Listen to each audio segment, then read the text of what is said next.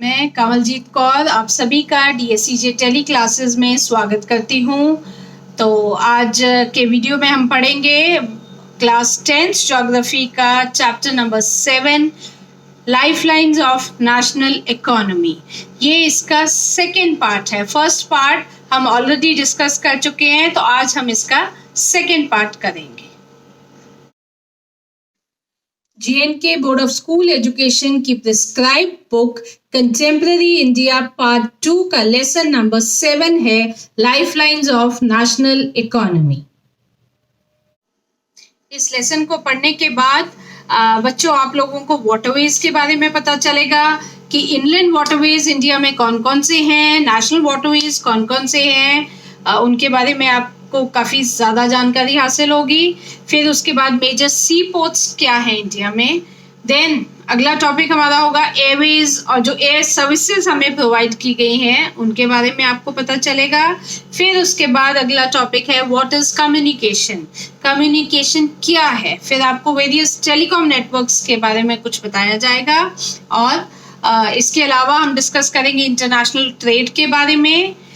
International जैसे नाम से आपको पता चलता है ट्रेड बिटवीन टू कंट्रीज, उसके बारे में आपको नॉलेज काफ़ी कुछ जानकारी दी जाएगी। दूसरी कंट्रीज हमारा एक्सपोर्ट शेयर किन प्रोडक्ट्स में कितना है या इंपोर्ट शेयर हमारा कितना है, ये सब आपको इस लेसन में आपको बताया जाएगा। और उसके बाद लास्ट हमारा टॉपिक रहेगा टूरिज्म एज ट्रेड। इंडिया में बहुत ज़्यादा टूरिस्ट प्लेसेस हैं, तो टूरिज्म को हम एज ट्रेड कैसे प्रमोट करते हैं, इसके बारे में भी आपको इस लेसन में बहुत कुछ पता चलेगा।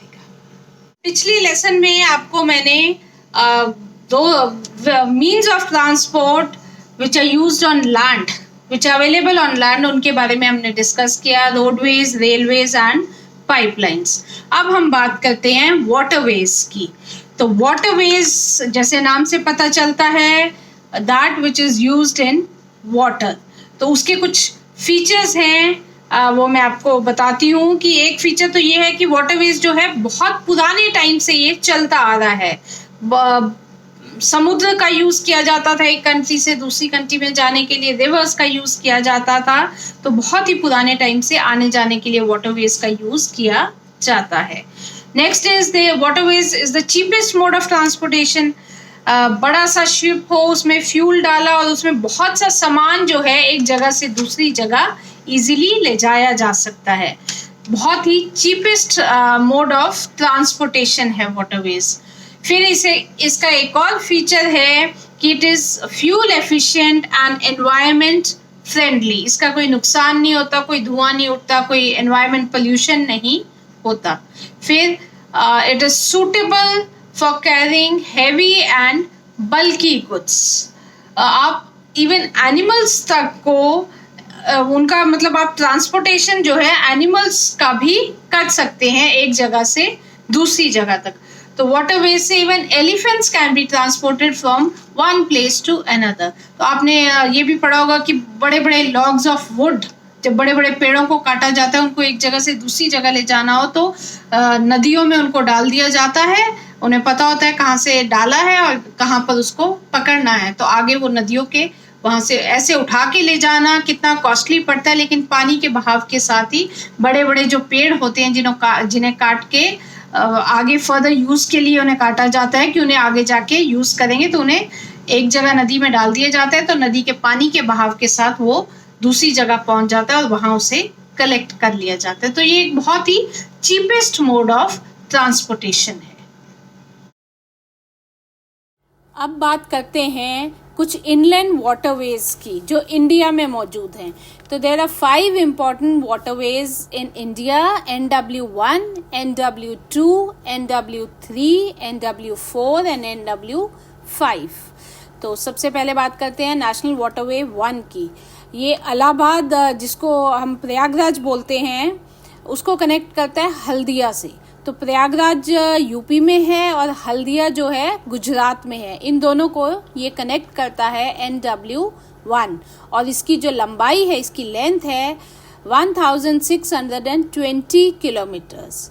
अब इनलैंड वर्ड का मतलब है जो लैंड के अंदर है, यानी कि इंडिया की पॉलिटिकल बाउंड्री के अंदर जो वाटरवेज बना हुआ है उसे हम इनलैंड वाटरवेज कहते हैं। नेशनल वाटरवे 2 NW2 जो है is a section of the Brahmaputra river having a length of 891 kilometre between Bangladesh border near Dhubri and Sadiya in Assam. फिर national waterways 3 is in West Coast Canal in Kerala and runs from Kollam to Kottapuram and it is 205 kilometers in length. National Waterways 4 जो है it is a 1095 kilometer long waterway in India. It connects the states of Telangana, Andhra Pradesh, Tamil Nadu and the Union Territory of Puducherry. फिर उसके बाद है national waterways 5 NW5. It covers the state of Odisha and part of West Bengal. Ports in India. First is the Kandla port in Gujarat. It is a tidal port. Tidal ports वो होते हैं जहाँ सी waves की energy को हम यूज कर सकते हैं। तो पहला पोर्ट जो इंडिपेंडेंस के बाद बना था वो था कांडला पोर्ट, और ये जो इसलिए बना था क्योंकि जो कराची पोर्ट था जब इंडिपेंडेंस के बाद वो पाकिस्तान को दे दिया गया, और जो मुंबई जो पोर्ट था उस पर बहुत ज़्यादा प्रेशर पड़ने लग गया, उस पर बहुत ज़्यादा लोड हो गया, तो उसकी वजह से ये जो कांडला पोर्ट है ये बनाना पड़ा। तो Mumbai port it is a very big port and lots of trade goes on through this port. It is a natural and the oldest port. Then there is the Madagaon port in Gujarat, in Goa, which is very important in terms of iron export. Almost 50% of iron export is done through this port. Iron export is also done through the Mangalore port and Paradweep port in Orissa. Then iron is exported to Japan from this port. Now let's talk about the Calcutta port. ये एक riverine port है, मतलब Ganga Yamuna waters को ये इनको cater करता है। East side का ये बहुत ही इम्पोर्टेंट पोर्ट है, और कोलकाता पोर्ट पर प्रेशर बहुत ज़्यादा बढ़ गया था, इसलिए हल्दिया पोर्ट जो है वो बनाया गया। कोलकाता पोर्ट को डीकंजेस्ट करने के लिए ये हल्दिया पोर्ट जो है ये बनाया गया। और विशाखापट्टनम जो पोर्ट है it is the deepest artificial and very well protected port. उसके बाद सदर्न एक्सट्रीम में ये है कोचिन पोर्ट, और साउथ ईस्टर्न एरिया में है ट्यूटिकोरिन पोर्ट, तो जो कि ये बहुत ही इम्पोर्टेंट पोर्ट है। श्रीलंका के साथ ट्रेड करने के लिए ये पोर्ट जो है बहुत ही ज़्यादा इम्पोर्टेंट है। अब अगला मोड ऑफ ट्रांसपोर्ट है एयरवेज। एयर मीन्स जो हवा में उड़ता है, तो एयरवेज में आगे हेलीकॉप्टर्स, एरोप्लेन्स, जेट प्लेन्स, इन सबको हम एयरवेज की कैटेगरी में लाते हैं। It is a but costly mode of transport. It is not possible, हम आम लोगों के लिए it is not possible to travel in airways. ये रोडवेज और रेलवेज प्लस वाटरवेज से थोड़ा एक कॉस्टली मोड ऑफ ट्रांसपोर्टेशन है, बट इसका एक ही फ़ायदा है कि टाइम कंज्यूमिंग कम है। ये आपको एक जगह से दूसरी जगह बहुत ही जल्दी पहुंचा देता है as compare to other modes of transport जो टाइम कंज्यूमिंग होते हैं। एयरवेज की जब हम बात करते हैं तो सबसे पहले हम डिस्कस करते हैं, जैसे मैंने आपको पहले बताया था, कोई भी मीन्स ऑफ ट्रांसपोर्टेशन है उसके कुछ फ़ायदे हैं और कुछ नुकसान हैं। तो सबसे पहले हम एयरवेज के मेरिट्स यानी कि उसके फ़ायदे के डिस्कस करते हैं। तो उसका सबसे फर्स्ट जो मेन उसका मेरिट जिसे हम कहेंगे वो है it is the fastest mode of transportation. It is most comfortable and the most prestigious mode of transport. It covers very difficult terrains with ease. मतलब जमीन पर रिवर है, सी है, कोई फर्क नहीं पड़ता है, हमें तो एयर से जाना है। तो हम कह सकते हैं कि डिफिकल्ट ट्रेन में भी एयर सर्विस यूज़ कर सकते हैं, लेकिन जैसे कई बार कुछ ऐसा होता है कि बहुत सा हिली एरिया है, वहाँ पे एक्सीडेंट्स हो जाते हैं, तो जो पेशेंट जिनको लगती है, जिनका एक्सीडेंट होता है, उनकी हालत गंभीर होती है, तो अगर उन्हें वहाँ से उठा के बाय रोड हॉस्पिटल पहुँचाया जाए तो उसमें उसी टाइम के दौरान उनके साथ कुछ गलत हो सकता है। तो उस time helicopter service, air services जो है बेस्ट होती हैं, पेशेंट्स को एक जगह से लिफ्ट करके हॉस्पिटल्स पहुंचाया जाए। बहुत सारे केसेस में ऐसा होता है कि उनकी जान बच जाती है अगर वो टाइम पे दूसरी जगह पहुंच जाए, लेकिन roadways is a time consuming mode of transportation as compare to Airways.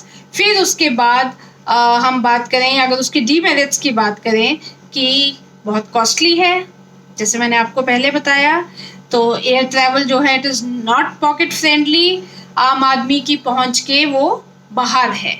और एक और बात है कि इसमें लगेज की मतलब limited capacity of luggage you can carry, आप ज़्यादा सामान उस पर लेके नहीं जा सकते। अगर आपको एक्स्ट्रा लगेज लेना है तो आपको उसके बहुत ज़्यादा चार्जेस देने पड़ते हैं, तो इसलिए अवॉइड करते हैं हम कि एक्स्ट्रा लगेज लेके जाएं। फिर जो एयर ट्रांसपोर्ट है, it was nationalised in 1953। Nationalised means nation की अथॉरिटी आ गई, एक पब्लिक जो है अंडरटेकिंग आ गई एयरवेज की।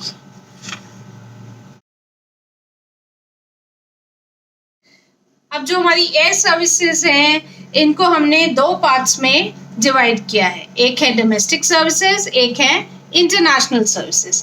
डोमेस्टिक, जैसे आपको नाम से ही पता चलता है कि जब आपको with in the country travel करना है, अपनी कंट्री के अंदर ही आपको एक जगह से दूसरी जगह जाना है, तो उसे कहा जाता है डोमेस्टिक सर्विसेज। जैसे दिल्ली टू मुंबई और मुंबई टू कोलकाता, मतलब within the boundaries of your country you have to travel, it is called as domestic services. और डोमेस्टिक सर्विसेज में बहुत सारी एयरलाइंस हैं, जैसे कि इंडियन एयरलाइंस, अलायंस एयर, फिर प्राइवेट शेड्यूल्ड एयरलाइंस हैं, नॉन शेड्यूल्ड ऑपरेटर्स हैं।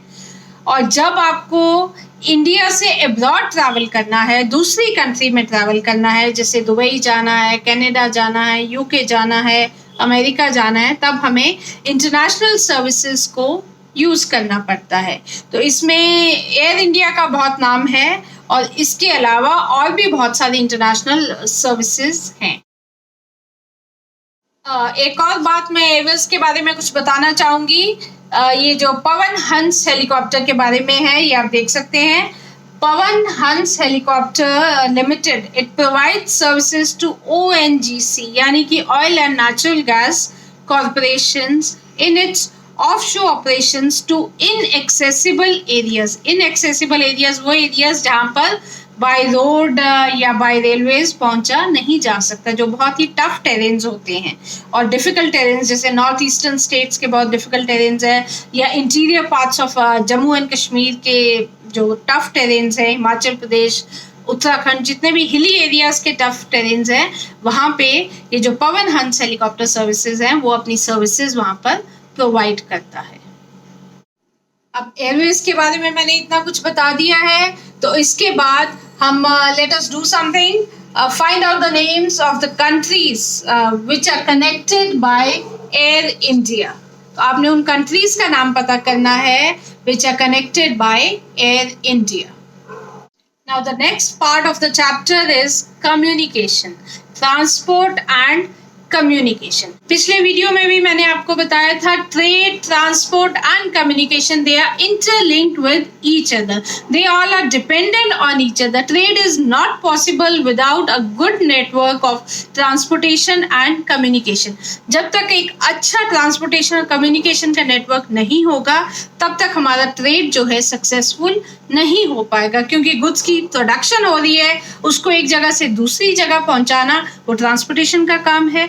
और कम्युनिकेशन, उन तक कैसे, उनकी डिमांड कैसे लेनी या उन तक कैसे मैसेज पहुंचाना कि हमारा इतना प्रोडक्शन हो चुका है, उनकी और डिमांड कैसे की, आपको और कितना ज़्यादा गुड्स चाहिए, तो ये सारा कम्युनिकेशन नेटवर्क है। जब तक ये स्ट्रांग नहीं होगा, तब तक किसी भी कंट्री की डेवलपमेंट जो है वो बहुत फास्ट नहीं हो पाएगी, अगर ये सिस्टम स्ट्रांग नहीं होगा। Now what is communication? Communication is an act of exchanging information. Communication can be of any form, personal communication or mass communication. तो जब मैं अपना कोई आइडिया अपने फ्रेंड के साथ शेयर करती हूँ, that is known as personal communication. और जब वही आइडिया बहुत से लोगों के बीच में कम्युनिकेट हो जाता है, that is mass communication.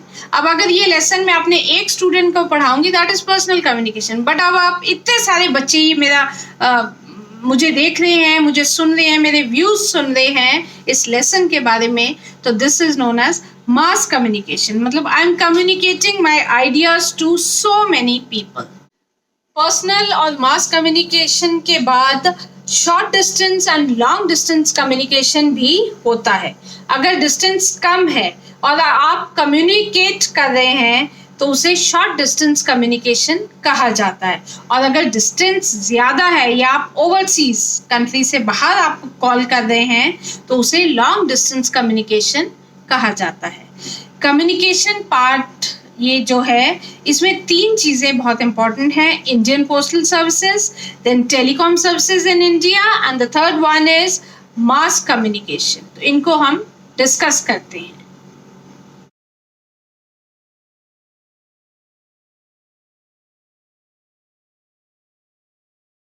Now let us talk about Indian Postal Network. Indian Postal Network is the largest postal network in the whole world. It is handled by the Department of Post under Ministry of Communication and Information Technology. इसमें आप सब कुछ parcel कर सकते हैं. Goods भी parcel कर सकते हो, रिटन कम्युनिकेशन भी पार्सल कर सकते हो, जैसे कि लेटर हो गया, पोस्ट कार्ड हो गया या कोई टेलीग्राम हो गया. प्रायोरिटी ऑर्डर थोड़ा कम होता है. जैसे फर्स्ट क्लास में कुछ होता है, फर्स्ट क्लास में जल्दी जाते हैं और सेकंड क्लास मेल होता है.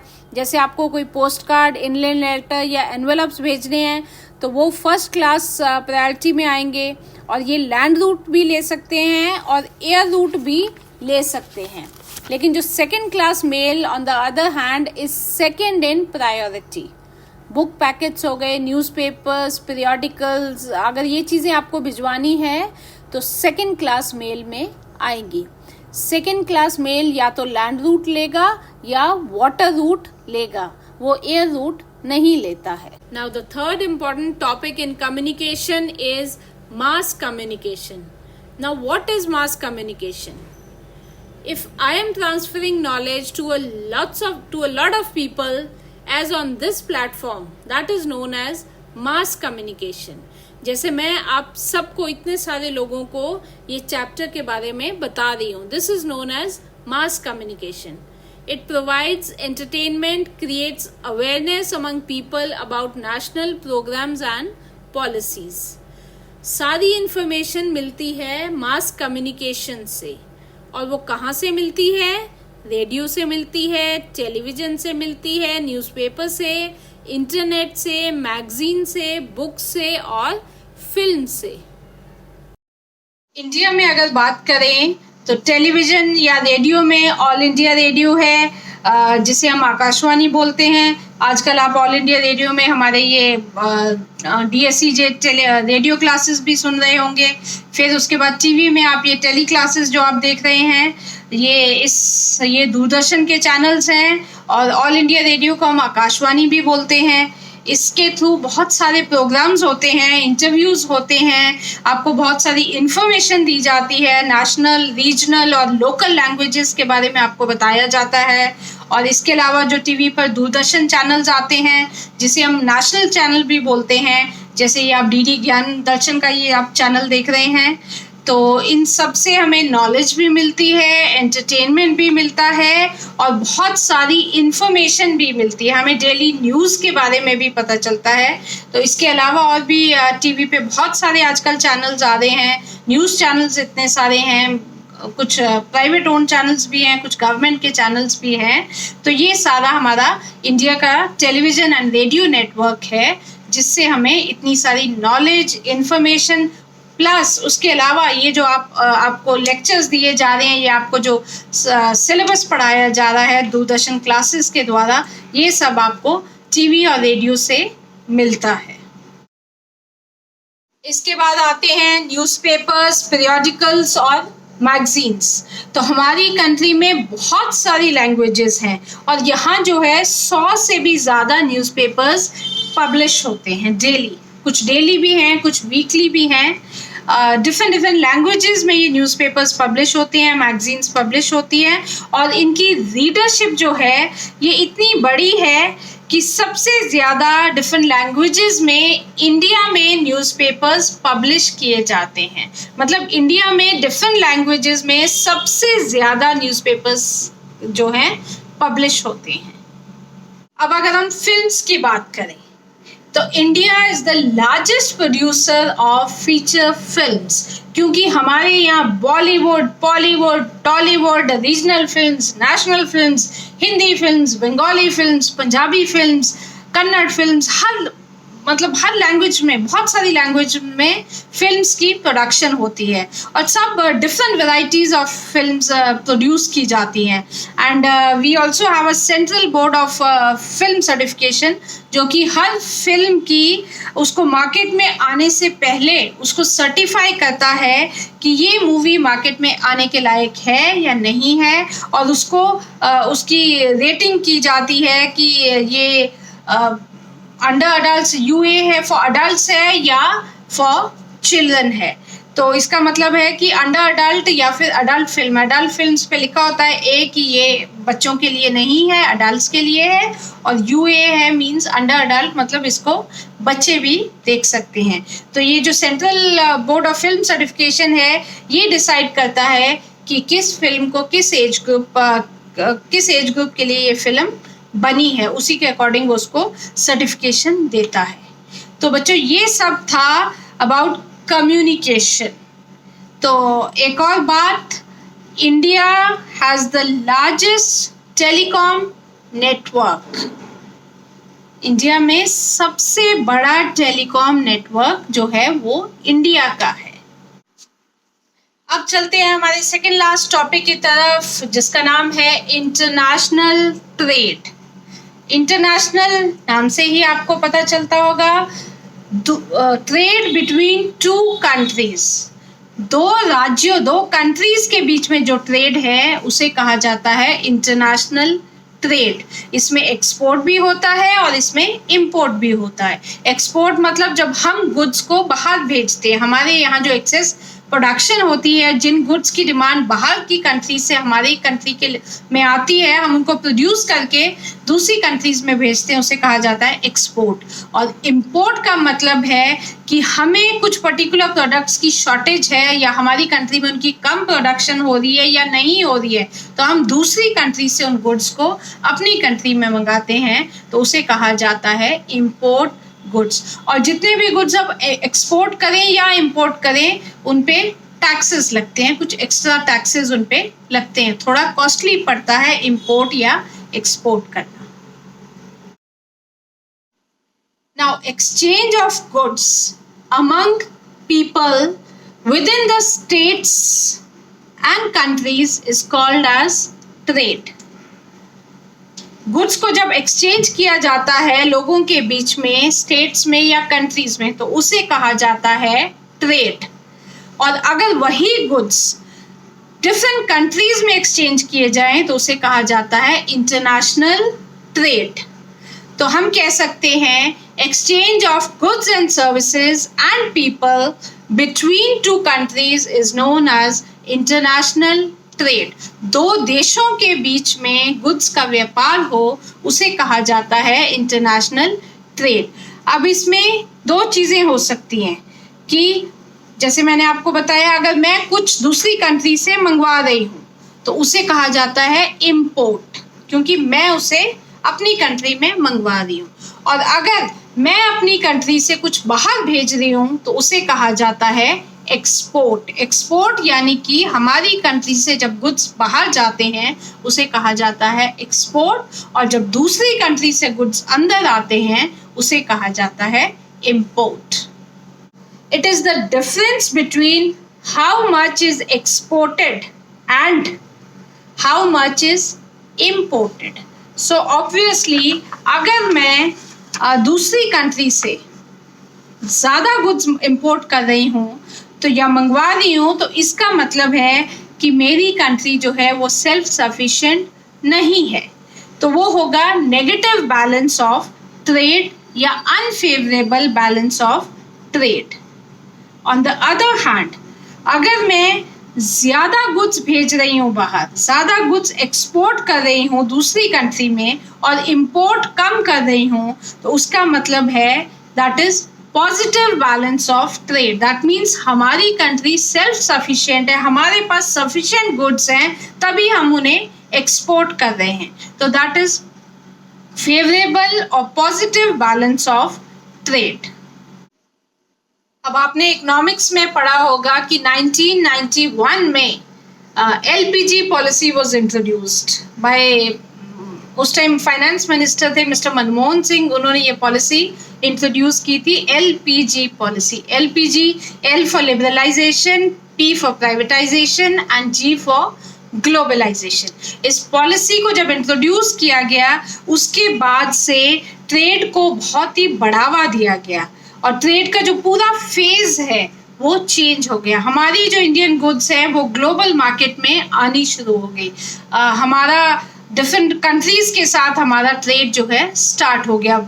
एमएनसीज को हमारी कंट्री में आने की परमिशन मिल गई और हमारी कंट्री को बाहर जाके अपने गुड्स को एक्सपोर्ट करना और वहाँ कंपनी सेटअप करने की परमिशन मिल गई।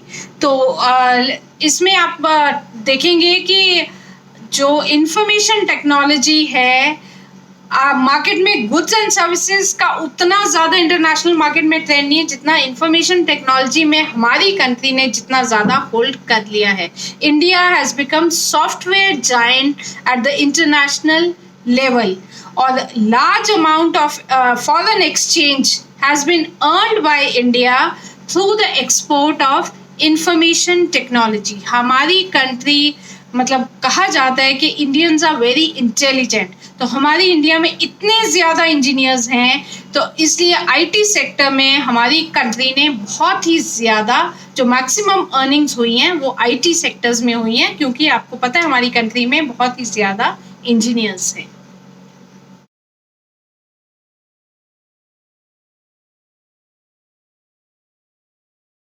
अब जब हम अपना शेयर, इंडिया का शेयर वर्ल्ड में जब हम उसकी बात करते हैं, तो एक्सपोर्ट शेयर आप 2016-17 का जो हमारे पास रिकॉर्ड है, इसके अकॉर्डिंग आप देखेंगे कि एग्रीकल्चर एंड एलाइड प्रोडक्ट्स जो है, एग्रीकल्चर से रिलेटेड जितने भी प्रोडक्ट्स हैं उनका शेयर है, एक्सपोर्ट शेयर है 8.64%।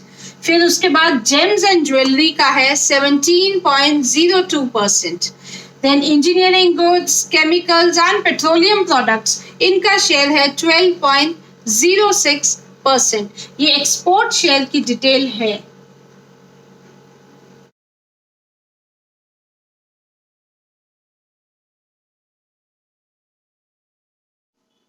अब जब हम इंपोर्ट शेयर की बात करते हैं, ये 2016-17 का रिकॉर्ड है हमारे पास, तो इसमें agriculture and other allied products जो एग्रीकल्चर से रिलेटेड है उनका शेयर है 5.84%। देन उसके बाद पेट्रोलियम एंड पेट्रोलियम प्रोडक्ट्स, उनका जो हम इंपोर्ट करते हैं उसका शेयर है 22.4%। फिर उसके बाद जेम्स एंड ज्वेलरी का है 12.8%। देन केमिकल्स का है 9.76% और मशीनरी का है 8.9%। ये सारा इंपोर्ट शेयर की डिटेल है। अब इस लेसन का लास्ट टॉपिक है टूरिज्म एज ट्रेड।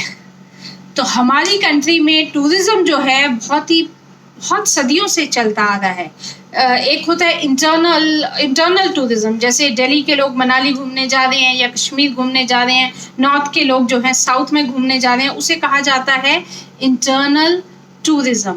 और इसके अलावा इंटरनेशनल टूरिज्म भी होता है कि दूसरी कंट्री के लोग हमारी कंट्री में वेरियस टूरिस्ट स्पॉट्स को विजिट करने आते हैं।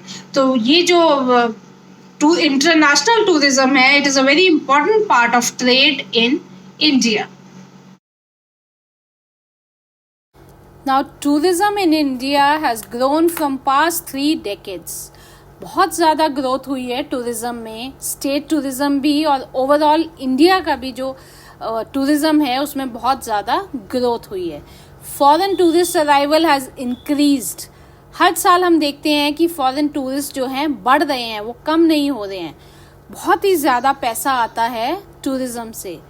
कुछ स्टेट्स ऐसे हैं जिनका तो प्राइमरी इकोनॉमिक फैक्टर है टूरिज्म, और इसके साथ फॉरेन एक्सचेंज भी बढ़ता है. जब इतने सारे लोग आ रहे हैं फॉरेन से तो नेचुरल है कि फॉरेन एक्सचेंज बढ़ेगा, और ये लोग हमारा जो है कल्चर भी देखते हैं, मेडिकल टूरिज्म के लिए भी आते हैं, इको टूरिज्म के लिए भी आते हैं. और 2015 में 8.03 मिलियन फॉरेन टूरिस्ट जो हैं इंडिया में आए थे, और जो टूरिज्म इंडस्ट्री में more than 15 million people are engage. कितने सारे लोगों को जॉब मिलती है टूरिज्म इंडस्ट्री से. टूरिज्म एज ट्रेड के बारे में मैंने आपको बहुत काफ़ी कुछ बताया है. तो अपनी कंट्री के टूरिज्म को प्रमोट करने के लिए आप सब ने भी कुछ ना कुछ एफर्ट लगाने चाहिए. तो सबसे पहले आपको ये एक असाइनमेंट दी जाती है, लेट्स ऑल डू दिस, कि on the map of India show important tourist attractions of your union territory of Jammu and Kashmir, which is a union territory now, and its connectivity with other parts of the country. In tourist places पर पहुंचने के लिए कौन सा services, which means of transport would be most suitable in tourist places तक पहुंचने के लिए. रोडवेज सही रहेंगी, रेलवेज या एयरवेज, जो भी आपको लगता है. आप पहले तो इंडिया के मैप में ये मार्क करिए प्लेसेस, फिर साथ ही उनकी कनेक्टिविटी बताइए कि कौन सी सबसे ज़्यादा फिजिबल होगी, जो विच इज़ मतलब बहुत इजीली अप्रोचेबल होगी. आप इस जगह पर कैसे पहुंच पाएंगे. तो आप ये लोगों को कन्वे भी कर सकते हैं. जो लोग फर्स्ट टाइम आपकी स्टेट में आ रहे हैं, तो ऐसा होना चाहिए कि आपकी इस मैप का रेफरेंस लेके वो इन टूरिस्ट प्लेसेस तक पहुंच जाएंगे. You can act as a guide for the tourist visiting your UT.